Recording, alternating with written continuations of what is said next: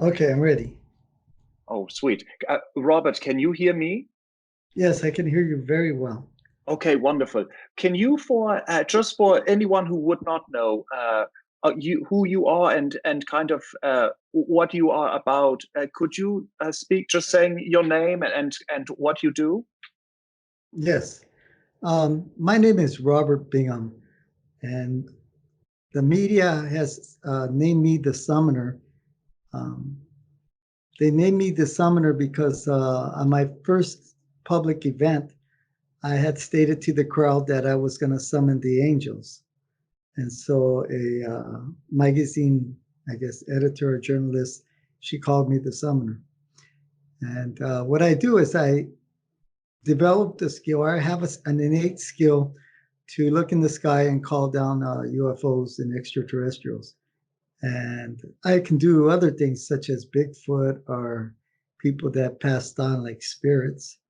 But so I summon things, and I do a lot of things. But most people know me as the summoner. I summon UFOs. I have events. I have events. I used to have like 15 events during the year, but a lot of things happened that kind of made me only have like two events a year.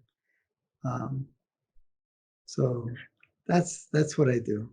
And wait, I like to state that I have this relationship with the extraterrestrials, and I'm able to ask them for things to help humanity, and they have given me three things already. Uh, I'm working on a fourth one.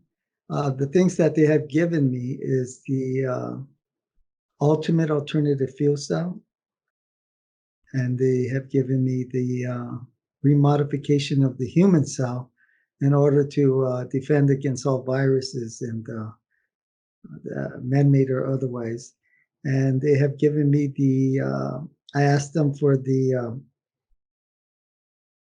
DNA strand that was removed from mankind because mankind used to live about 800 to 1,000 years, but the Anunnaki removed the DNA strand so we could only live up to about 120. I mean, 110 maximum, I guess. Um, so I asked them for the DNA strand and they gave me that back.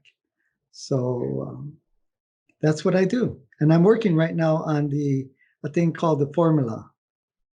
The formula is a thing, I'm asking them for a formula to help mankind with addictions to put him back to a state of mind where he's not addicted anymore, and that I haven't got yet.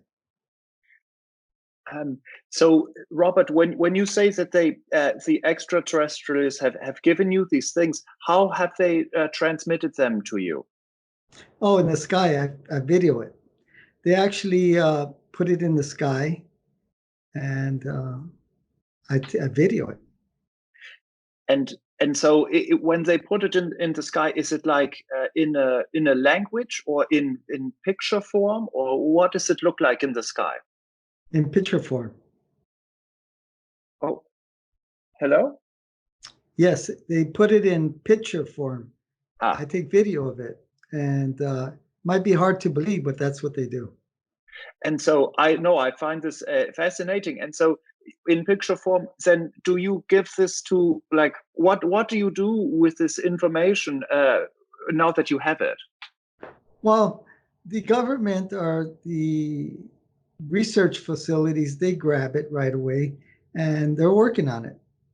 I don't have the resources or the uh, to do that, but it goes to. I mean, believe me, the government is watches everything I do, so they work on it right away. And so pretend I'm like a very unintelligent squirrel. And explain to me if you can, what is when you say UFO or extraterrestrials, what does this mean? Well, when I first went public, I didn't call myself the summoner, and I called what came through the skies angels, and I called myself the ambassador for the kingdom of the Most High. And but it being religious like, it drawed a lot of flack to me, and so started. I changed I changed it to summoner and UFOs, unidentified flying objects, only because it was.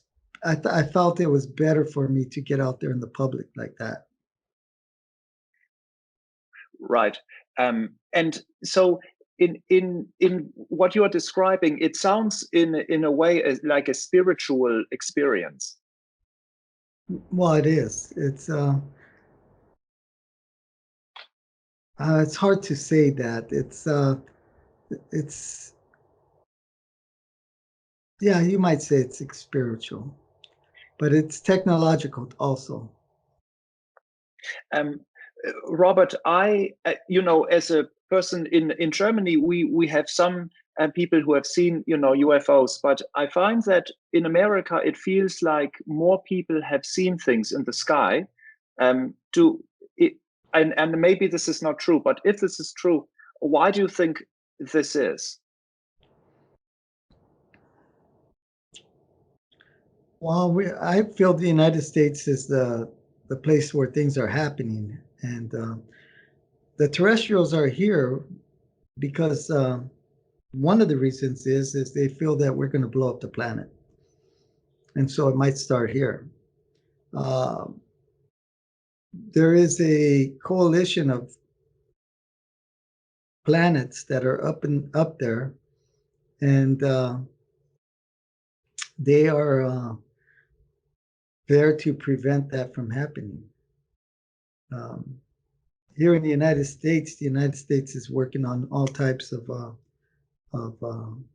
you might say UFO stuff. So that's probably why you see some of them belong to the terrestrials, and some of them belong to the U.S. government, and some of them might even belong to other countries. I couldn't tell you that part, but there's a lot of things in the sky. It's so huge out there, you know. Massive. Yes, I find this fascinating to know how small we are in this very large universe. And that is correct. Um, Robert, I have seen, on television that sometimes people are wearing like aluminum foil on the head and things like this. I don't really understand this, and I don't know if this is just not something that does anything. Do you know anything about that? That's just for me. That is elements within the government trying to disinform the public. To create a confusion. Correct. Robert, what do you say? Because of course, I think there are people who would hear what you say and think, "Oh, this doesn't make any sense," or "This person is not living in a reality." What do you say to those people? I'm guessing you hear these things from people sometimes. Well, of course, I when I first went public, a lot of people said that I wouldn't be able to do what I did, and I actually changed the UFO world. The people that follow the ufology, I changed it, and I've proven that what I'm doing is real. Nobody tries to come and debunk me anymore because they know I'm real. Um, so people that say that really don't research what I'm doing, and they're just making a quick judgment call uh, by looking at it real quick and coming up with that kind of thing, that kind of thought. If they researched me and saw my work and everything, they'd have a whole different outlook on this. But or if they came to one of my events where I do it live, they'll see for themselves. Once they see what I do, and people come, I mean, the terrestrials coming into view in the sky and doing the things they do, their whole concept on what is reality changes, because it really gives them a bigger picture of what's really going on. I imagine it must be, you know, like when people say, tell a bad joke, and then people say, oh, you had to be there. Is with your events, is it like you need to be there, or is it possible for you to describe to me a little bit of what people may see if they join you on an event? What kinds of things would they have the opportunity to see? Well, they'll see things that they'll see orbs, and they expect to see big ships, but rarely does that happen because the terrestrials don't want to cause a major incident with the governments. But they'll show things intelligent interaction with us down at the bottom, and people will know that that it's real. And once they've been to my event, they'll go home or they'll be somewhere, and the terrestrials would always keep them. They'll show up for them wherever they're at. So it's like once I open Pandora's box, they can't close it again. It's their world is changed. It's altered forever. And when you say terrestrials, can you describe to me what that means? Well, I call them angels really in private, but terrestrials are just another civilizations that are out there that are probably that are a lot like us, but they're just more highly evolved and trying to help us get there to be like them. And so that's what it's about. They're trying to help us get there without us blowing ourselves up. So I mean, to be very simple, they are good, not evil, you would say. Well, I'd say there's both up. The good ones are up there. The dark ones are the ones controlling this planet. And when you say this, are these terrestrials on? Are they doing this from the sky, or are they on Earth physically? Well, both the dark and the benevolent and the malevolent have bases in this earth, and they watch each other very well because they're both related to each other. They're both brothers, so they watch each other what they're doing. But the malevolent ones really control this earth. But it's time to get evicted, and they're getting evicted. I like it. I like it. They're not paying their rent on time. No, I don't know about that, but they're getting evicted. Their time on Earth is over. Robert, how often would you say do you see these kinds of things in the sky? Every day.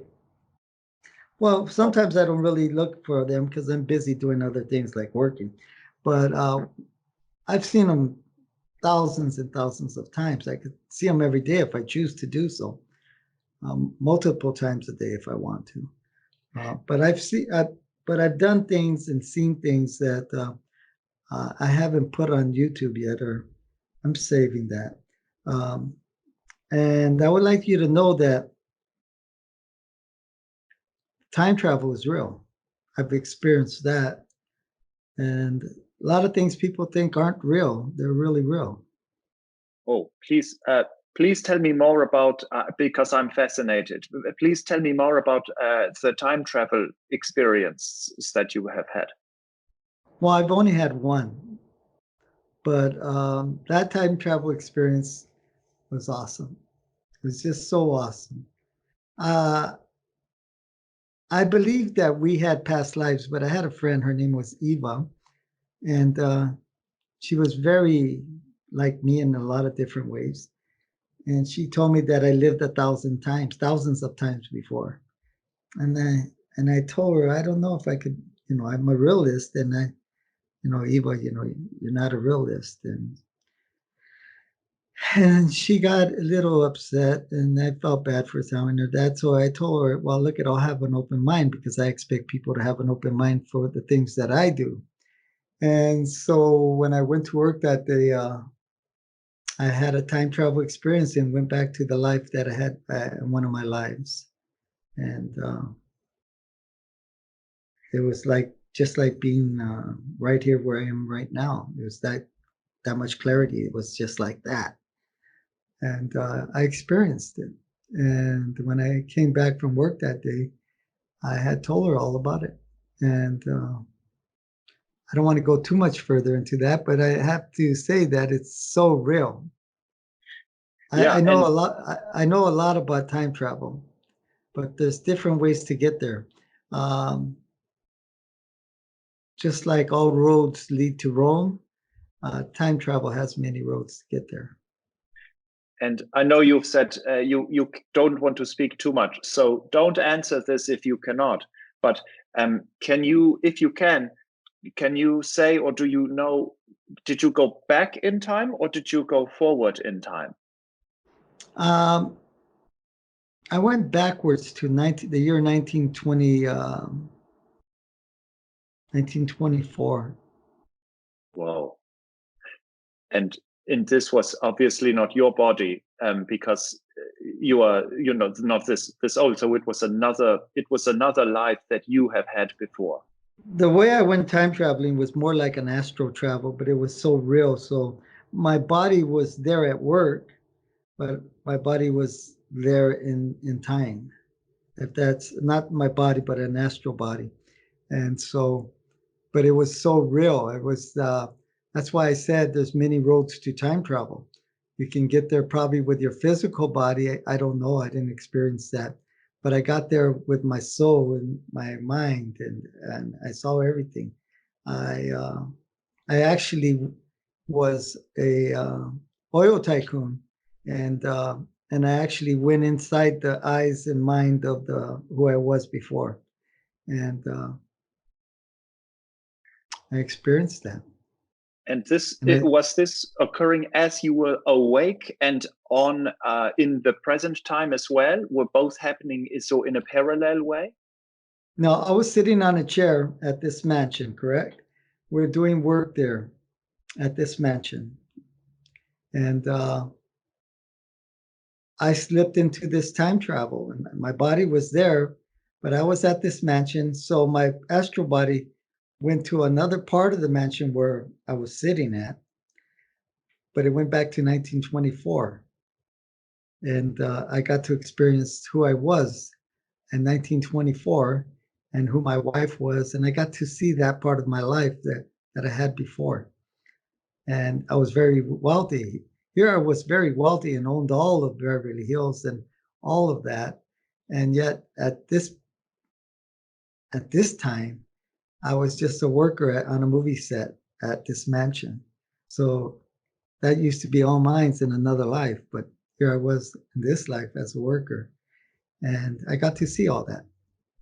So when you came back, did you tell everyone, "Hey, please go away. This is my land and my house. Go, leave me. I own this, suckers."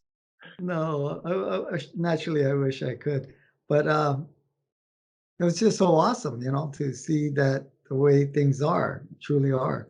And so when I went back to Eva and explained it to her, we took a trip back when I wasn't working, and we toured the whole mansion, and I got to tell her about a lot of things. Uh, I also got killed in that mansion uh, back in 1924 by my chauffeur.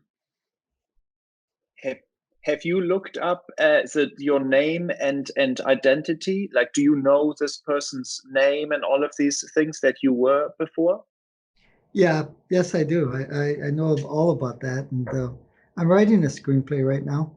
Uh, but I'm also, there's a lot to me more than that.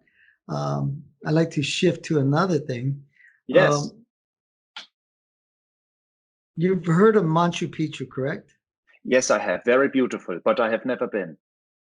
Okay, Machu Picchu was discovered by a man named Hiram Bingham. If you go to Google and you ask for photos of Hiram Bingham, I look a lot like him. He's one of my ancestors. Uh, he discovered Machu Picchu.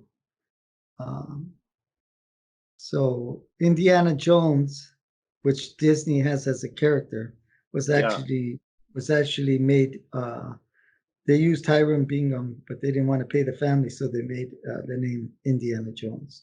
But it's all about Hiram Bingham, and so there's a lot of connections with what you might say with Hiram and myself that were discoverers, and I'm just discovering different things. You may have said this. I apologize. Are you? Is there a blood relation from you to Hiram Bingham? Yes. That's really cool. Yeah, it is, isn't it? Yeah, I'm very jealous. Well, when you see the picture, you'll see that we look like brothers, you know. Yeah, I've just, as you were speaking, I Googled him, and he is a strapping, athletic, cool-looking dude. So congratulations for this twin. Okay, thank you. Robert, because I'm so fascinated with this. What can I do so that I can begin to see, to see UFOs and possibly time travel? Are there some supplements? Is there a secret hamburger I can eat? Some new shoes I should purchase? What should I do? Well, to do all those things, you have it all inside you. So there's three things that you have to do. You have to knock and the door will be open. You have to seek and you shall find it. And you have to ask and you'll receive it. But you have to do that until it happens, because it might not happen fast. It might take a while, but it will happen. So I have a video called Summoning Technique on my video channel, which is UFO Robert Bingham on YouTube. There's a video called Summoning Technique. It goes all through all the techniques that you need to do to bring UFOs in. And, I have just written this down. And you can see a lot of my videos. I have about 200 and something videos. I don't know exactly. But there's a number of videos. One is called Wonton. And that video, I got to video the reptilians. I think I'm the only one on Earth that ever videoed the reptilians. And there's another one called Tango, in which I was at a cemetery. And I like to look at the gravestones of the cemetery and kind of channel in who they were in the time period. And there was a big granite stone that had only 3 names, which drew my attention. Didn't have any dates or anything, just 3 names. It was John and Ringer and Louisa. So I went to that big granite stone and I channeled in, and I got to see Miss Ringer, Louisa. And I had said to her telepathically, "Oh, Miss Ringer, you're a very attractive woman." And her husband telepathically told me, "Hey, man, that's my wife." And I thought, wow, I forgot that he could telepathically read my mind too. So I said, well, he got jealous. And so when I looked at John and I saw him, he was short, fat, and bald. And then again, my mind said, well, she must have married you for your money. And and he telepathically told me, yeah, well, I know I'm not that good looking, but I'll tell you one thing, my wife loves me, and she loves the way I dance, he said. And then Louisa said, I love you, John, and I love the way you dance, John. And so after I went back to my car and excused myself from them, I put the sunroof back on my BMW because it was 110 degrees and I was in the shade. And they came in a plasma form and they did the tango for me in the sky in daytime. And I filmed it. It's called Tango. Whoa. And well, let me ask, were they good dancers? Oh yeah, very good dancers. This is, oh, I see it. Okay, great. I am, as you are speaking, I'm finding these videos to watch later and enjoy. Okay, they died in around the 1919, 1920s when tango was very popular during those days. Also, I have another video that I took, which is called Abracadabra. And Abracadabra, it just shows you the technology that they have, how they can transform, and the super duper technology that they have. I was able to film that. And I'm excited. well, thank you for um, giving me this opportunity, because I'm kind of suppressed by the UFO community. Um, a lot of the people out there in the UFO community claim they have these claims. They write a lot of books, but they can't prove anything. But as far as myself, I could prove everything that I do, and I don't think they ever thought a person like me would ever come around. And so I don't think they really want me in their ballpark. They are afraid. They don't want to let you go at bat on their ballparks. You will hit some home runs. Well, because it's a money issue, you know. They don't want to lose money. That's the bottom line. It comes down to money, which it always does. Always, yeah. Well, before you leave, one final question, and I know it is a probably difficult one, but what is the most strange or amazing thing that you have seen that you can remember just off of the top of your head? Well, there's so many.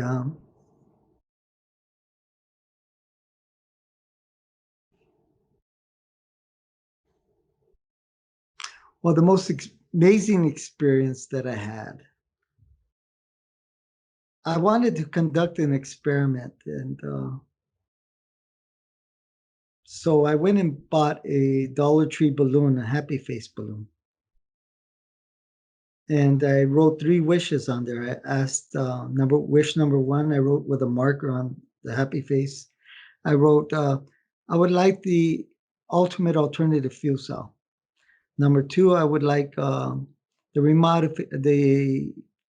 get the photo of the remodified human cell in order to defend against all these viruses, such as AIDS and on all these viruses, to make them dormant, to make a human cell, superhuman cell. And number 3, I asked them for the Mega Lotto numbers, that week's Mega Lotto numbers, so I could get the money to make that happen. And so I sent up the balloon, and then they sent like a stainless steel orb, which was kind of like a satellite in a way. And it went up to the balloon as it was up there in the sky. But I knew they probably already knew what I wrote down, but they were just showing me that they were there and they were looking at this. And as I was taking pictures with a Nikon 800, the speed on my Nikon was pretty fast, you know. I don't know the exact speed, but really fast. As I was taking a picture of the orb, the stainless steel terrestrial orb, the happy face balloon drifted off. And as it drifted off, I was taking pictures of the stainless steel orb. Something went by at such an incredible speed, and I think I caught it on the camera as I clicked. So the speed of my clicking, them knowing I was clicking that, and for it to go by at the exact time, it's a miracle. It's incredible. It was too incredible. So, but it happened. And so when I went back to my camera, when I checked the picture I took and I blew it up, they gave me the ultimate alternative fuel cell. And so I took pictures of the orb again, and it happened again. And they gave me the picture of the remodified human cell. Now, it's just so incredible. That was like one of the most incredible, it's like a miracle, miracle stuff. And so I called Stanton Friedman, and they've been working on that stuff ever since. This is fascinating. I can only tell you, I'm very jealous of your experiences. It is like a man with a very cool hat, except instead of a cool hat, it is thousands of really wonderful experiences that you are having. Oh, thank you. They're all true too. So I try to share it with the public and open their eyes to the incredible world they live in, you know. Well, I'm excited to help share this with other people as well. And thank you so very much. And please have a wonderful day. Well, you have a wonderful day. How do you say your name? Yeah, Flula, like you have a flu in Los Flula, Angeles. Flula, Flula, yes, Flula, yes, Flula. yes. All right, Flula. Oh, thank you, Flula. And you have a wonderful day too. And I hope I get to see you and talk to you one of these days. Me as well. Soon. Any descendant of Indiana Jones, I am very excited to meet. Okay. Well, Take that's care. great. I will You speak to you too. soon. Thank you. Okay. You're welcome. Bye-bye. Bye bye.